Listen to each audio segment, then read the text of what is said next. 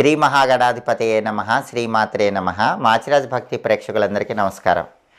December 19 శుక్రవారం అమావాస్య, బకుళ అమావాస్య. ఈ సందర్భంగా ఎలాంటి విధి విధానాలు పాటిస్తే సమస్త శుభాలు చేకూరుతాయో ఈ వీడియోలో మనం తెలుసుకుందాం.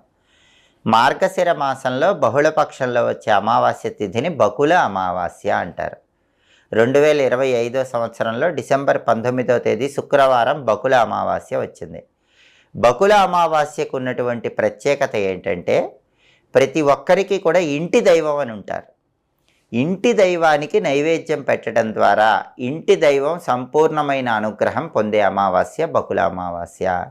ప్రతి ఒక్కరికి ఇలవేల్పు ఉంటారు. ఇలవేల్పుకి ఎప్పుడైనా పూజలు చేయకపోయినా లేదా